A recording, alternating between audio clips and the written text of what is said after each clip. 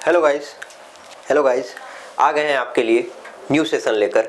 और अभी new session में क्या जो हम लोग आगे इसके पहले वाली क्लास में कंटिन्यू कर रहे थे, जो एक पजल हम लोग सिटिंग अरेंजमेंट बनाए थे उसी को आगे आज अभी कंटिन्यू करते हुए हम लोग चलेंगे। तो इससे पहले वाली वीडियो में हमने 5 आपको क्वेश्चंस दिए थे, अभी इसमें भी 5 क्वेश्चन आपके पास रहेगा, ठीक है। अब लेकिन जो हम लोग सिटिंग अरेंजमेंट किए थे लास्ट सेशन में, इसमें सिटिंग अरेंजमेंट नहीं है, इसमें आपको मिसलेनियस क्वेश्चन है। तो मिसलेनियस क्वेश्चन और 2-3 आपको सिलोक्स भी मिल जाएगा, तो ये प्रैक्टिस भी होना चाहिए कि इसको हम लोग जल्दी से कैसे करेंगे, ठीक है। तो आइए आगे कंटिन्यू करते हैं उस चीज को। तो यहां पर देखिए क्वेश्चन जो आपको नेक्स्ट दिख रहा है वो है हमारे पास, इस क्वेश्चन में चलिए ये 6 number, How many such pair of the letter are there in the word objects which have as many letters between them as in alphabetical series as both way? मतलब both way कहने का क्या मतलब हुआ? तो ये सब क्वेश्चन हम लोग बहुत अच्छे से क्लास में कर रखे हैं। जब इस तरह के क्वेश्चन को कैसे बनाते हैं, देखो एक तो आप अल्फाबेट को काउंट करते हुए चलो, वो एक तरीका है। अदरवाइज क्या है कि इसका नंबर्स लिख लो, इनके नंबर्स लिख लोगे ना तो वहां से हम लोग काउंटिंग कर सकते हैं। तो नंबर्स आपको याद हो गए होंगे, ओ का नंबर 15, बी का 2, जे का 10, ई का 5, सी 3, टी 20 होता है और एस मेरा 19 होता है। तो इस तरह से मैंने नंबर्स लिख लिया। अब बोथ वे कहने का मतलब आपको फॉरवर्ड डायरेक्शन में भी काउंट करना है और बैकवर्ड डायरेक्शन में भी काउंट करना है। तो काउंट करते हैं हम लोग फटाफट। 15 है यहाँ पे, 16, 17, 18, 19, 20 होना चाहिए था, हाँ यहाँ 20 है। दैट मीन्स ये एक पेयर है जो कि आपको एक मिल गया। तो फॉरवर्ड में एक मिला, 2 नंबर है यहाँ 3, 4, 5, 6, 7 नहीं, 10 है, 11, 12, 13, 14 नहीं, 5 है यहाँ 6, 7, 8 और कोई भी फॉरवर्ड डायरेक्शन में पेयर नहीं मिलेगा जो कि इंग्लिश अल्फाबेटिक में सेम ऑर्डर में आएगा। और देखें बैकवर्ड में भी आपको चेक करना है, तो बैकवर्ड में चेक करेंगे तो क्या दिख रहा है, एक तो ये हो गया और बैकवर्ड में ये 19, 20 एक यहाँ दिख रहा है और कोई नहीं बनेगा। 20 से बड़ा तो कोई चेक करने की जरूरत नहीं। 3 यहाँ 4, 5, 6, 7 9 और कोई भी नहीं मिलेगा। तो फॉरवर्ड में एक और बैकवर्ड में एक, तो टोटल 2 पेयर ऐसे हैं इसमें जो इंग्लिश अल्फाबेट में सेम ऑर्डर पे सेम प्लेस पे आ जाएंगे, ठीक है। और वो क्या क्या था उसका नाम भी यदि हम लोग लिखे यहाँ पे तो ओ एंड टी, देखो ओ है तो यहाँ PQRST ऐसे होना, तो OT सही है। और एक जो मिला है वो S और T मिला, वो भी बैकवर्ड डायरेक्शन से, ये तो फॉरवर्ड से मिला और ये बैकवर्ड से, 2 पेयर ऐसे मिले हैं हमको, ठीक है। ये मिसलेनियस टाइप के क्वेश्चन है। अभी इसमें देखो क्या है, इस तरह के क्वेश्चन यदि एग्जाम में आते हैं तो एक बात समझ लो, यदि आपको इंग्लिश वर्ड मीनिंग पता है उसके बारे में तो अटेम्प्ट करना, अदरवाइज इस तरह के क्वेश्चन स्किप करना ज्यादा बेटर हो जाता है। क्योंकि आपको जब इंग्लिश ही नहीं पता, उसका मीनिंग ही नहीं पता होगा तो बनाओगे कैसे।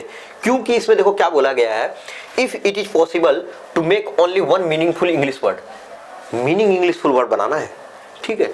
तो कौन कौन सा नंबर लेना है, 1, 3, 5,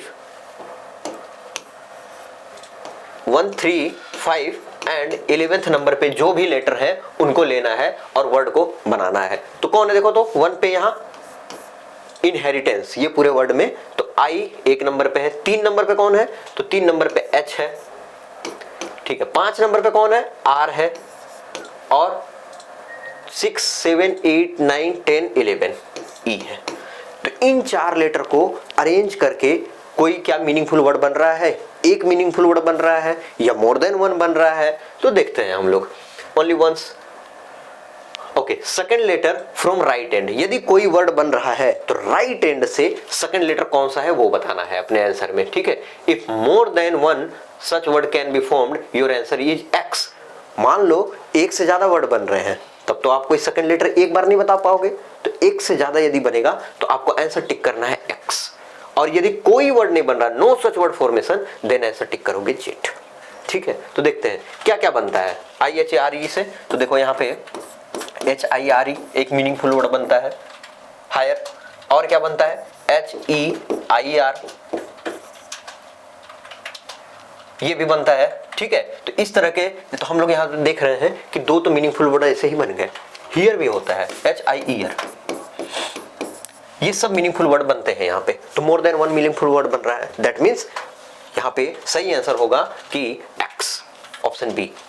तो इसलिए बोल रहे हैं कि यदि आप बताओ आपको इसका मीनिंग ही नहीं पता है, इसका इंग्लिश मीनिंग, तो कैसे बनाओगे इस तरह के क्वेश्चन को। नहीं बना पाओगे। इसीलिए बोल रहे हैं इस तरह का क्वेश्चन बिल्कुल लास्ट में अटेम्प्ट लेना, और वो भी श्योर रहोगे तभी अटेम्प्ट करना, अदरवाइज रॉन्ग होने के ज़्यादा चांसेस यहाँ हो जाते हैं। ठीक है, अब आते हैं आगे जो कि सिलोजिज्म है। ये भी मिसेलेनियस में ही आता है। आपको पहले भी बताया है कि सिलोक्स तो आपके एग्जाम में आएगा ही आएगा, श्योर एकदम। देखो क्या है, ऑल बेड्स आर वुड्स, तो सारे के सारे बेड को वुड्स के अंदर डाल देंगे। Only few woods are iron, only few woods are iron, that means few woods are not iron. Only few iron are steel, तो few iron are steel and few iron are not steel. बन गया, ये diagram आपको बन गया। अब इसके बाद देखो क्या है, some bed are iron, some bed are iron, पता नहीं, देखो बेड यहाँ आयरन, यहाँ कोई डायरेक्ट कनेक्शन तो नहीं दिख रहा है, तो पहला वाला गलत हो जाएगा। Some wood can be steel, wood यहाँ है, स्टील यहाँ है, इनके बीच में डायरेक्टली कोई रिलेशन नहीं है, लेकिन ये कैन भी बोल रहा है, मतलब पॉसिबिलिटी आपसे पूछ रहा है, तो हाँ वुड स्टील हो सकता है कि बन जाए, क्योंकि यहाँ पे कोई निगेटिव लाइन नहीं है, तो वुड स्टील तक तो बिल्कुल आ सकता है। तो ये सही है ऑप्शन 2, मतलब कि ओनली कंक्लूजन 2, ओनली कंक्लूजन 2 मतलब option number B, option B इसका सही आंसर हो जाएगा। ठीक है, अगला देखिए 12 नंबर क्वेश्चन में, तो 12 नंबर क्वेश्चन में क्या बोला है, ओनली फ्यू का है ये भी, okay. Only few fans are light, only few fan are light, few fan are not light. All television are fan, मतलब all TV inside the fan. Only few switch are television, तो few switch are television, few switch are not the television। हो गया काम। All switch can be fan। अब देखो क्या सारा का सारा स्विच फैन में जा सकता है? बिल्कुल जा सकता है।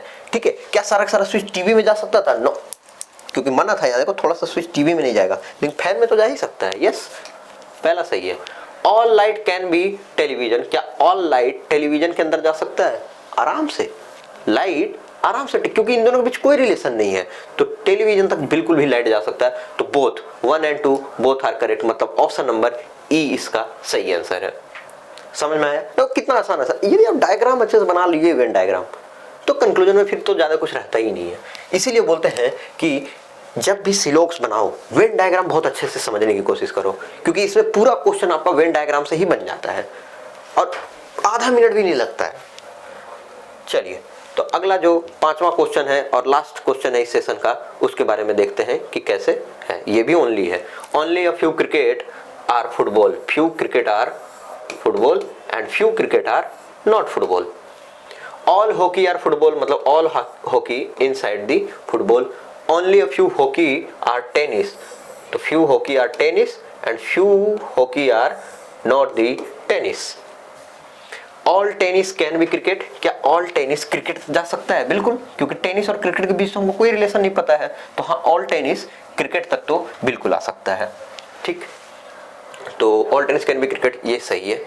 All hockey being cricket is a possibility, क्या all hockey क्रिकेट में जा सकता है?